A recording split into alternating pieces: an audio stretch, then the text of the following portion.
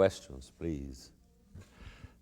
The word new has a lot of distracting connotations to me. I think of like an advertising, new and improved.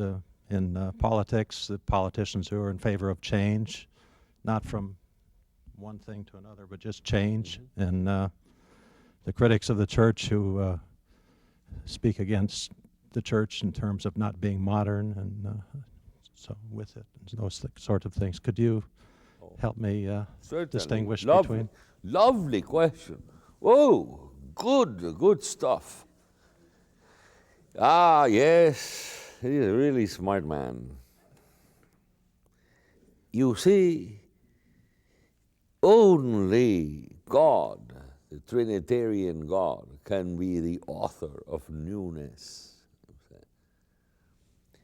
Because new is always creation out of nothing. Otherwise, it is not new. Your new product X is not really new. It's an arrangement of old stuff. Nothing really has appeared out of nothing. It's not new. In other examples that you gave, the politicians above all, new. Same old stuff, unfortunately.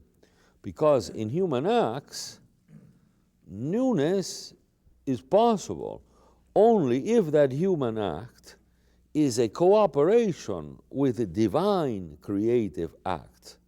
For example, the birth of a child, the conception and birth of a child. Not better, the conception and birth of a person. I want to say that because biologically, the child is not new. It's a new genetic arrangement. You see, since the intelligence cannot grasp the new, we cannot grasp newness. So in the conception of a child, we do not see anything new. We don't see a person. We just see another arrangement of genes. We cannot grasp the new because we have to be sensitized, as we said in one of the shows, to see newness. The person is created by God directly, not by the parents. The parents at best can want a child, but they cannot possibly want Jimmy because there ain't any Jimmy to be wanted. Jimmy is new. The human person, each human person is a new creation out of nothing. And we are not the authors of it, but we can cooperate. Only love creates newness. And human love is a participation in the divine love. That is why it can create a newness. The moment it steps itself out of it, well, it ceases to be love, such as it is.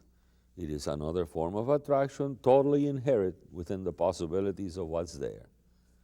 Certainly, it will not create newness. So, yes, here is a word, new. You see, that unless we grasp the original experiences, it will send a totally false meaning, you say, and be interpreted exactly the way you interpret it, which would be totally contrary to what we are saying here. Excellent question. Good that we were able to clarify that. Next. If we're created in the image of God, who is unity and indifference, how does my personhood or my identity reflect that, and what experiences in my life would show that unity and difference? Well, you will have to send in your money for the next show.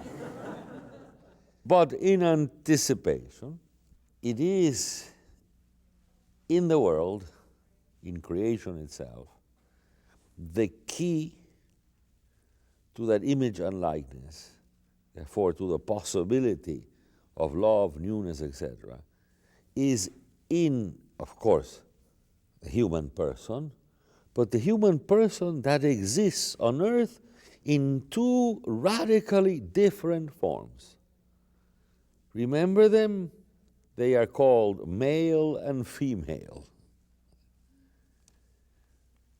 The creature that we call man, with capital M, exists concretely always in one of two forms, male or female.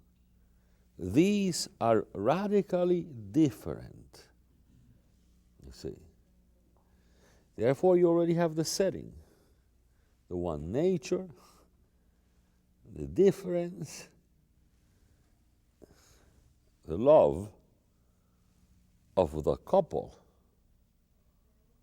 You see it in the creation story. Will now be the ground. It is now. Now man is in the image and likeness of God. Genesis says, first chapter, male and female he created them. In the image and likeness he created them. It's not that God is male or female or is both. It is unity in difference. That is because a human being is like that. It exists in radically different forms called to unity. That's the story.